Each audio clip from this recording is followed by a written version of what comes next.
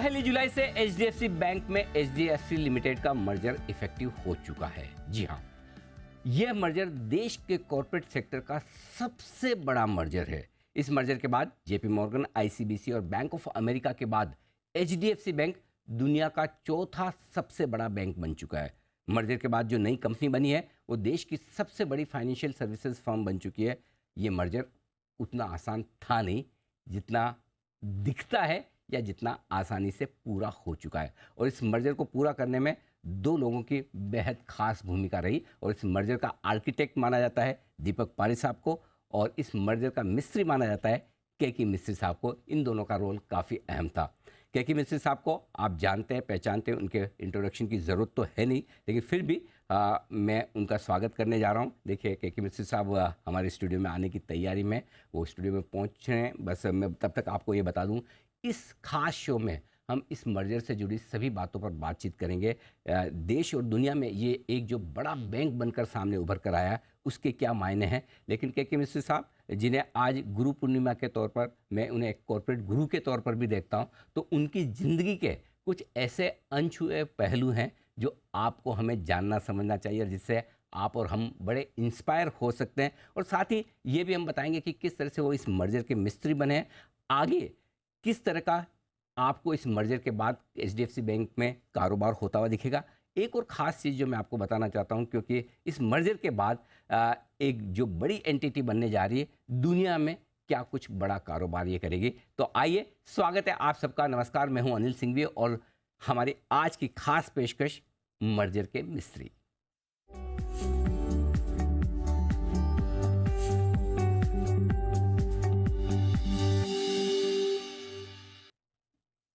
आज स्टूडियो में एक ऐसे खास मेहमान है मेरे साथ जो हिंदुस्तान में second most valued corporate director है। जी हाँ, जिन कंपनियों के बोर्ड पर, जो लिस्टेड कंपनियों के बोर्ड पर या अनलिस्टेड कंपनियों के बोर्ड पर वो लिस्टेड है, 28.5 लाख करोड़, जी हाँ आपने सही सुना, 28.5 लाख करोड़ के आसपास का वैल्यूशन है। और अनलिस्टेड कंपनियों को जोड़ दें तो शायद ये 30 लाख करोड़ और पता नहीं किसके पार पहुंचेगा।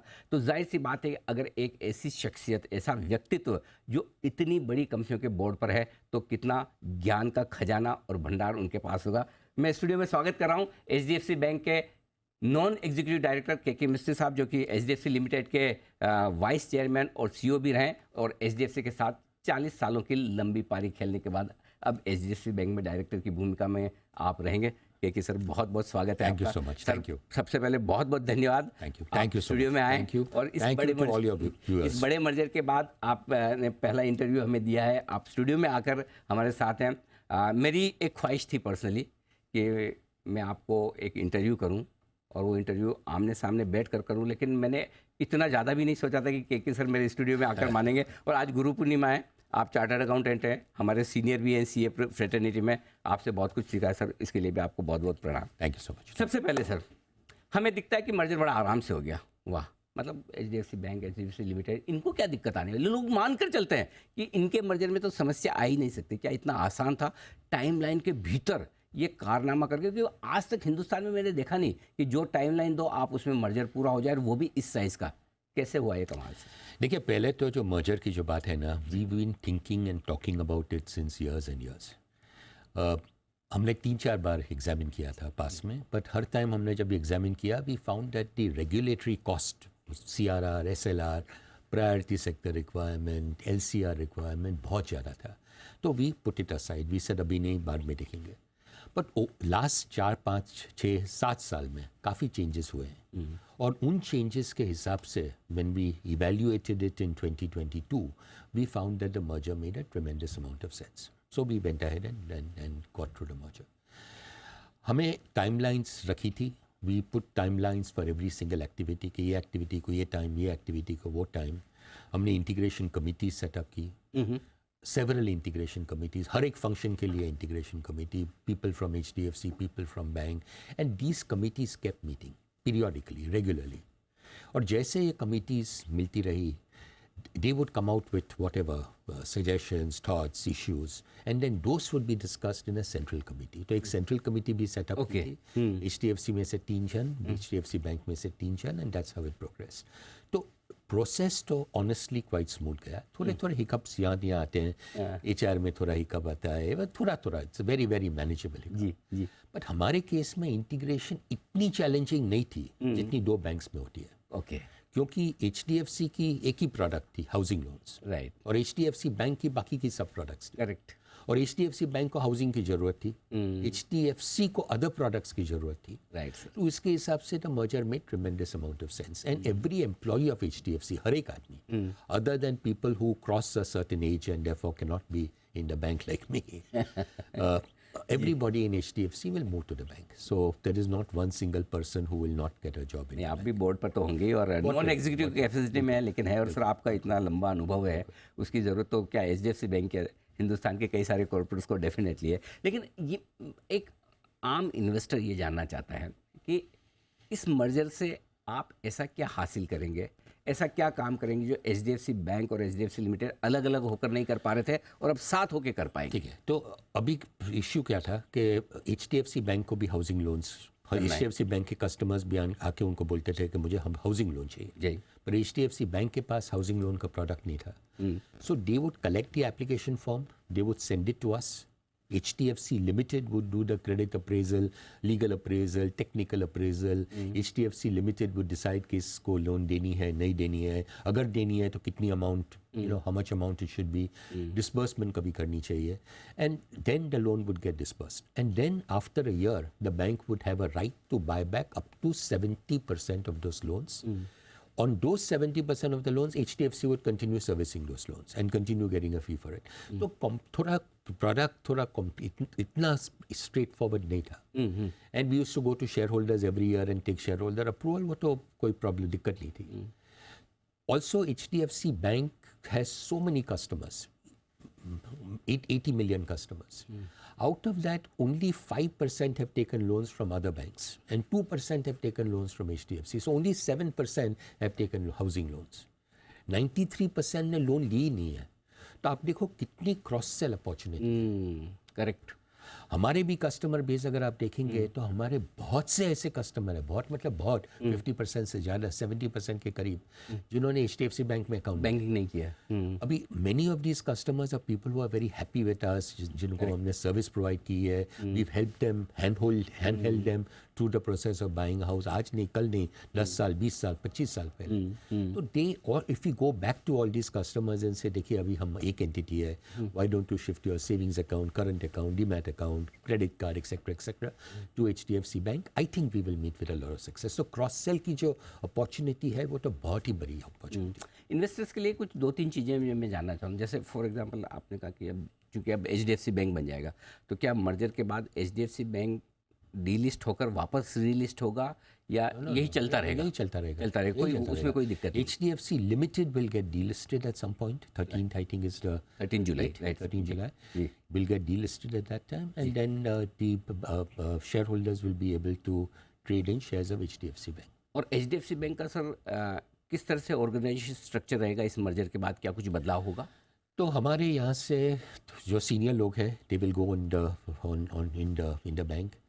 बोर्ड पे there will be 3 people from HDFC. जो रेनू मेरी जो कलीग है वो तो पहले से ही बोर्ड पे थी. She will continue on the board. I will join the board of the bank. मेरा एक और कलीग है रंगन करके, वो हमारा एग्जीक्यूटिव डायरेक्टर है. He will join as an executive director in the bank. Okay. तो रेनू और मैं will be non-executive directors क्योंकि we will be crossing that threshold age. And Rangan will be on the executive board. Plus हमारे जो senior लोग हैं, हमारे काफ़ी सीनियर लोग हैं, they will go on a very senior role within the bank. आजकल सर वो बड़ी फ्लेक्सिबल होम लोन्स लेने का बड़ा फैशन है. तो जो भी HDFC लिमिटेड के कस्टमर्स हैं वो अगर देखते हैं कि हमारी रेट्स कम ज़्यादा कैसे होंगी, तो अब ये सारी रेट्स HDFC बैंक से डिसाइड. बिल्कुल. तो बस वहाँ से आपको पता चल जाएगा कि रेट्स बढ़ रही है, घट रही है. एक बड़े ट्रेंड की शायद आपने शुरुआत की है. वैसे तो मैं ट्रेंड के बारे में बताऊं कि सर आपने अपनी ज़िंदगी में इतने नए नए फाइनेंशियल प्रोडक्ट्स निकाले हैं. मतलब वो इक्विटी वारंट से लेके ज़ीरो कूपन से लेके परपेचुअल, मुझे पता नहीं कितने कितने नए इनोवेशन आपने फाइनेंशियल प्रोडक्ट्स में किए. लेकिन एक ट्रेंड नया जो आपने शुरू किया, आपको शायद पता भी नहीं है कि इसकी शुरुआत होगी, कि NBFC और बैंक का मर्जर. राइट. क्या ये पहला एक बड़ा केस है जो आया? क्या आपको इंडस्ट्री में अब लगता है और भी कई सारे बैंक्स ऐसी होंगी, कई सारी एनबीएफसी ऐसी होंगी जो बैंक्स के साथ मर्जर करना पसंद करेगी, और एनबीएफसी के लिए थोड़ा फ्यूचर में स्टैंड अलोन बिजनेस करना मुश्किल होगा। नहीं, मेरे हिसाब से वो सही नहीं है। ओके। मेरे हिसाब से NBFCs have a great future. Genuinely, मेरे हिसाब से there is a tremendous future left for NBFCs. Okay. Because NBFCs cater to a segment of the market जहाँ banks नहीं cater करते। और NBFCs की एक स्पेशलिटी होती है, एक पर्टिकुलर प्रोडक्ट की, हाउसिंग की हो सकती है, कार लोन्स की हो सकती है, गोल्ड लोन्स की हो सकती है, तरह तरह की हो सकती है। सो NBFCs have a specialized role to play and they have an important role to play in the market. HDFC merger का क्या था कि HDFC owned 21% equity in the bank was not doing housing, HDFC was doing housing. So the structure made it imminent at some point a merger would make sense. But for other NBFCs, I don't see any necessity. Some may want to, that is a different issue. There could be a role for some of the NBFCs to merge into banks and get a larger footprint, a larger platform to operate on, but that's left to each NBFC. But NBFCs, believe me, have a big role to play in the Indian economy, in the Indian financial system. Sir, Hindustan में करोड़ों लोगों को HDFC ने घर दिया है, और मेरे ख्याल से 40 साल पहले जब एचडीएफसी की शुरुआत हुई तब लोग सोचते भी नहीं थे कि हिंदुस्तान में एक ऐसी इंस्टीट्यूशन की ज़रूरत है, कॉरपोरेशन की ज़रूरत है जो लोगों को घर दे। लेकिन एक बहुत बड़ा दूसरा पहलू है जो बहुत सारे लोग शायद जानते नहीं हैं। हिंदुस्तान में कोई भी बिल्डर शायद ही बड़ा बना हो एचडीएफसी लिमिटेड से लोन लिए बगैर। और मुझे याद है जब मैं अपना पहला घर खरीदा था तो मैं जहाँ भी जाता था, जहाँ ये दिखता था कि ये प्रोजेक्ट एचडीएफसी अप्रूव्ड है, एक अलग तरह का कॉन्फिडेंस आ जाता। अच्छा, एचडीएफसी ने अप्रूव किया है, मतलब ये बिल्डिंग बनेगी, घर बनेगा, और बिल्डर चोर नहीं है। ये एक माइंडसेट होती थी। कंस्ट्रक्शन फाइनेंस में जो काम एचडीएफसी लिमिटेड ने किया है, जाहिर सी बात है बैंक बनने के बाद बैंक के पास वो फ्लेक्सिबिलिटी नहीं रहेगी, तो वो एक स्कोप क्या दूसरी कंपनियों के लिए, एनबीएफसीज के लिए खुल रहा है? देखिए, जो एनबीएफसीज के जो गाइडलाइंस है, जो रूल्स है, जो रेगुलेशंस है, और जो बैंक्स के जो रेगुलेशन है, उसमें थोड़ा फ़र्क है. It's not very very different. HDFC bank and any other bank can do construction finance. आप हाउसिंग के लिए प्रोजेक्ट को, बिल्डर को लोन दे सकते हैं with in your risk appetite, all that. HDFC bank will do construction finance. ऐसा नहीं है कि HDFC bank will not do construction finance. But जो हाउसिंग फाइनेंस की जो रूल्स होते हैं उसमें थोड़ी ज़्यादा फ्लेक्सिबिलिटी रहती है. That flexibility now, I guess another NBFC will have to come in and take that role. But let me correct you, HDFC Bank will, I repeat, will continue to do construction finance loans.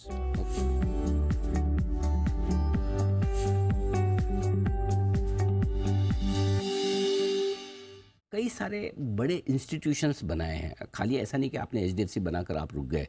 Bank बनाया, mutual fund, insurance, securities business, even credit में आपने education में बड़ा कि अभी stake आपने बेची है. सर, ये क्या इसके पीछे थॉट प्रोसेस है? क्योंकि आपने तो दीपक पारेख सर के साथ लंबा काम किया है. कैसे आप ये सोचते थे कि एक इसके बाद एक के बाद एक, और वो भी हर एक इंस्टीट्यूशन ऐसी बनी है जो अपने सेक्टर की लीडर है? ये करना आसान काम नहीं, राइट सर? देखिए, हमारा विजन क्या था शुरू में? पहले तो टिल 1992 तो Indian economy was very closed. 1992 में इकोनॉमी थोड़ी ओपन होने लगी. Challenges to the economy faced at that time, and then the economy was opened up, banking was allowed. हमने 1994 में बैंक शुरू किया. Then in 2000 insurance sector was open, so we started life insurance, then general insurance, asset management, education finance, real estate fund, वो सब हमने बनाया. तो हमारा विजन क्या था कि HDFC as a brand, HDFC, not limited, not bank, not life, nothing. HDFC as a brand should be available for every single financial service product that is available in the country. That was our vision. And our vision also was कि कोई भी company के अंदर we should be in the top 3. Top 3. If we are not in the top 3 तो कुछ मतलब ही नहीं है. वो बिजनेस करने का फायदा नहीं है. And we should be in the top 3 within a matter of a certain period of time, जो इंडस्ट्री के हिसाब से we have to determine 3 years, 5 years, whatever it is. अच्छा सर, ये तो टॉप 3 तो इंडिया में तो आप हर एक बिजनेस में ही, लेकिन अब ग्लोबली टॉप 4 हो गए आप बैंक्स के साइज के हिसाब से. तो यहाँ पे भी आपको तो टॉप 3 में तो रहना ही होगा. सो अब टॉप 3, या मैं ये कहूँ कि एक हिंदुस्तान का पहला बैंक शायद टॉप 3 और टॉप 1 तक पहुँचे. क्या प्लान है HDFC बैंक का उस तक पहुँचे? वो टारगेट तो पक्का होगा सर आपका. मार्केट क्या करती है, how markets react, how share prices react is a different game all together. वो हमारे कंट्रोल में नहीं है, वो तो मार्केट के कंट्रोल में. जी, Our job at the bank will be that we will continue the growth. The growth momentum in India is strong. जो हमारी जो इंडियन इकोनॉमी जो है वो इतनी स्ट्रांग है, मेरे हिसाब से आज वर्ल्ड में कोई भी इकोनॉमी इतनी स्ट्रांग नहीं है जितनी इंडियन इकोनॉमी है। और हमें पूरी कॉम्प्लीमेंट देनी चाहिए गवर्नमेंट को, जिन्होंने इतनी सारी मेजर्स की है, इतने सारे रिफॉर्म्स लाए हैं। आरबीआई ने जिन्होंने पूरे कोविड टाइम में इंडस्ट्री को इतना सारा सपोर्ट किया विदाउट लेटिंग इन्फ्लेशन गो ओवरबोर्ड। तो we have a strong government, we have a very strong regulatory framework, we have a young country. अगर हम ये country में लोगों को jobs, we keep creating jobs for people who pass out from schools and colleges every year. मेरे हिसाब से the economic strength, the economic growth that we would see in India can be enormous. So our job as HDFC Bank is to take advantage of the economy, take advantage of the momentum that the economy is seeing and continue our growth story.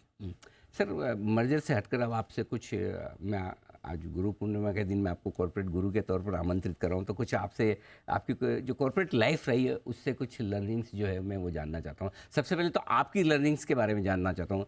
Deepak Parekh sir जैसे legend के साथ आपने इतने लंबे समय तक काम किया, क्या कुछ खास एक या दो बातें ऐसे तो बहुत सी बातें हैं। आई एम श्योर 5 मिनट में नहीं बोल सकता, I can have a separate but जो बेसिक जो हमारी अंडरलाइंग प्रिंसिपल अडॉप्ट की है, that is not just HDFC but even as a family before HDFC, is आप जिंदगी में कोई भी चीज़ पे कॉम्प्रोमाइज़ करो, कभी इंटेग्रिटी पे कॉम्प्रोमाइज़ मत करो।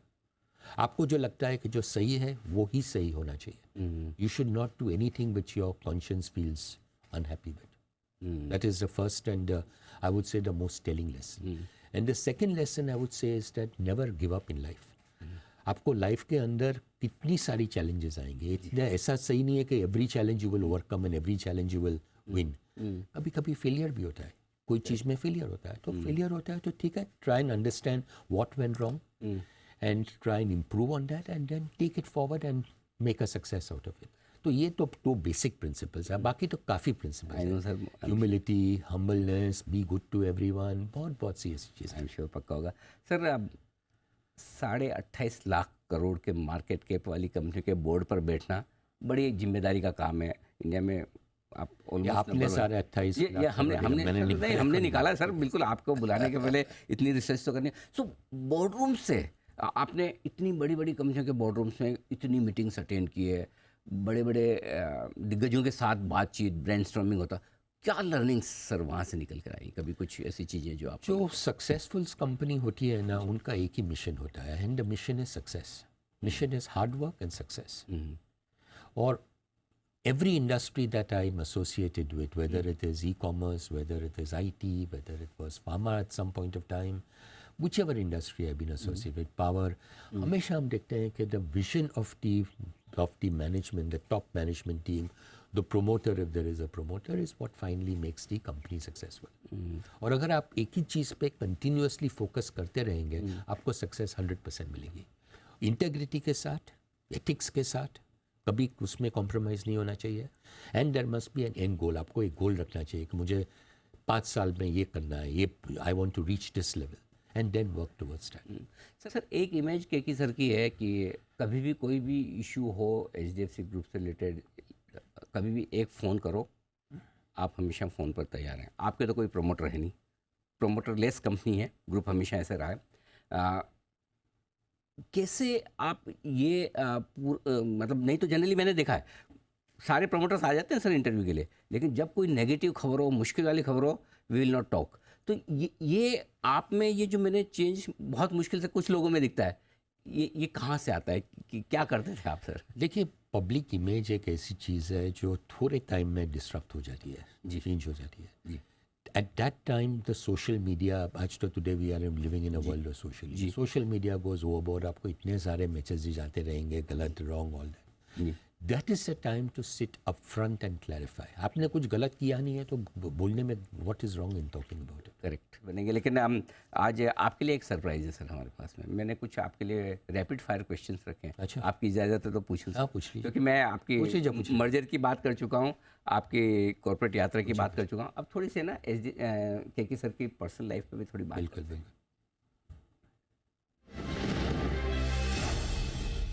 ये तो मुझे पता है कि आपको क्रिकेट बहुत पसंद है। सो क्रिकेट में क्या पसंद है sir? Batting, bowling? I am sure मैं तो फील्डिंग तो नहीं बॉलर होगी। था। अच्छा मैं तो शुरू में when I started my career as a young boy I used to be a leg spinner. अच्छा। अभी आप लेग स्पिनर बोलते हैं तो आपको you have to toss the ball a little bit. Right. So when you are short and you are playing against batsmen who are short, it's okay. But जैसे people started growing bigger and bigger, you bowl, you top the ball and bowl, the batsman would come out and hit you. So then I converted into a fast bowler, medium fast bowler. Medium fast. So I used to be a medium fast bowler. I used to have great admiration for a few players. Ajit Wadekar, Sachin Tendulkar, Farooq Engineer. These were my Sunil Gavaskar. These were my favorite cricketers as I was growing up. अच्छा, India में से India match खेलना ज़्यादा पसंद है, cricket खेलना ज़्यादा पसंद है, देखना ज़्यादा पसंद है? अभी तो तो देखना पर देखना भी अभी I prefer to watch on TV rather than go to the ground and watch. अच्छा, टीवी ऐसा क्यों सर? टीवी में आपको रिप्ले मिलता है, कुछ बोरिंग हो जाता है तो आप 10 मिनट के लिए बंद करके दूसरा कुछ देख सकते हैं। ग्राउंड में होता है तो you have to be watching on the ground only. Sir अगर आपको मौका मिले तो किस प्लेयर को आप रिप्लेस करेंगे अपने आप में? मतलब मैं ये प्लेयर बनना चाहता हूँ, मैं ये बनूंगा अगर मुझे ज़िंदगी में क्रिकेटर बनने का मौका मिलता तो। अभी बॉलर का because I was a bowler in any capacity, any capacity then Sachin Tendulkar. Tendulkar, lovely. लेकिन क्रिकेट के साथ आपको एक और स्पोर्ट्स बड़ा पसंद है, बॉक्सिंग। तो क्रिकेट और बॉक्सिंग दोनों में से एक चूज़ करना हो तो? I think cricket. Cricket, okay. See boxing में क्या है, boxing was good in college days, but college days में फिर at the end of the college period I left boxing. Music का आपको शौक है? Old Hindi film songs, not music. Old Hindi film songs. Old Hindi? Old Hindi film songs. That's it. Whether it is Rafi, whether it is Kishore Kumar, whether it is Mahindra Kapoor, whether it is Hemant Kumar, whether it is Mukesh. लगभग सारे हैं। हाँ। बस सब तो वो ज़्यादा लता, पसंद है या बारिश आशा में वाला। बालकनी में बैठ के चाय पकौड़े? बकोरे तो मैं खाता नहीं हूँ। तो फिर ये बहुत क्लियर। चाय ड्रिंक यस। आपने अपने जवानी के दिनों में थिएटर भी किया है, राइट? एक्टिंग भी की है? थोड़ी बहुत बहुत कम। लेकिन आप में मुझे पता चला कि जैसे करियर में आ गए तो फिर थोड़ा आपको एक्टिंग के बजाय करियर की तरफ ज़्यादा फोकस किया, राइट? बिल्कुल 100। तो अगर आप कॉलेज डेज में, हाँ, अगर आपको मौका मिले एक्टर बनने का तो कौन सा एक्टर बनना पसंद है आप? कॉमेडी। कौन वो एक्टर है जो आप बनना चाहेंगे सर? तो और कॉमेडी करना पसंद करें? ऐसे कॉमेडी करना पसंद करते हैं, बट एक्टर अगर आप पूछे from days immemorial I would say Sanjeev Kumar was a great actor. Sanjeev Kumar बहुत अच्छा एक्टर था। और आपका फेवरेट हॉलीडे डेस्टिनेशन लंदन या बैंकॉक? दोनों है, ओके। आपको ज़्यादा क्या पसंद है? मतलब दोनों में बड़ा ये मुश्किल सवाल है, पर्सनल भी है आपके लिए मुश्किल, क्योंकि पहली सैलरी या HDFC लिमिटेड ज्वाइन करना एक ये मोमेंट है आपकी लाइफ का, और एक बेंजी जो आपकी लाइफ में आई है। दोनों में से एक चूज़ करना हो तो? मुझे तो पहले से कुत्ते से, Benji is my dog, my puppy. It's बड़ा इंटरेस्टिंग नाम। पहले सर नाम कैसे रखा ये मेरी बेंजी? डॉटर ने रखा। अच्छा, बेंजामिन के नाम पे, बेंजामिन अच्छा, का बेंजामिन से short बेंजी form रखा, बेंजी। Okay okay. तो shih tzu था। यही है एकदम तस्वीर सही है सर? बिल्कुल पिक्चर ठीक है? हाँ बिल्कुल बिल्कुल वही है। वही है जी। तो बेंजी, मैं तो पहले कुत्ते से बहुत डरता था। I used to be petrified of dog and my wife used to be absolutely petrified of dog, क्योंकि when she was young she was bitten by a dog, but my daughter liked dogs, so we managed to get Benji in the house as a small little thing, and now over time he has grown. Now he's almost 2 years old. He will be 2 years old in I think 2nd July or 3rd July. I think in next 2-3 days he becomes. Okay. 2 years. So question remains like HDFC join करना ज़्यादा आपको मतलब memorable moment है या Benji का life में? I think HDFC was be more memorable because HDFC then has 42-year career behind it. तो मेरी पहली सैलरी HDFC में थी 2,620 रुपया और 30 पैसा। 2,620 रुपये 30 पैसा? 30 पैसे तक याद है सर? 30 पैसा था या 32 पैसा था, एग्जैक्टली। माय गॉड सर, ऐसे आप फाइनेंशियल विजार्ड नहीं है, ऐसे मेमोरी मतलब। अच्छा, मैंने सुना भी है काफ़ी लोगों से कि सर के नंबर्स पे तो जो ग्रिप है, आई थिंक आप 40 साल के बैलेंस शीट का किसी भी वक्त का कोई नंबर पूछेंगे तो सर बता देंगे, सही है सर? काफ़ी हद तक नंबर्स का मेरा थोड़ा ये है, I am good at numbers but I am not good at faces. I'm not good at names, but I'm very good at numbers. But I thought that's a childhood thing. CA होने का ये तो बड़ा फ़ायदा है। तो sir मैं show ख़त्म करूँगा, लेकिन आखिरी सवाल में सबसे मुश्किल सवाल लास्ट में रखा है, इसलिए रखा है कि ताकि आपको कहीं बुरा लगे तो आप बीच में शो ख़त्म हो जाए। तो अब ये बताइए सर, आप ज़्यादा प्यार किससे करते हैं, अपनी वाइफ से या बेंजी से? नहीं, वाइफ से।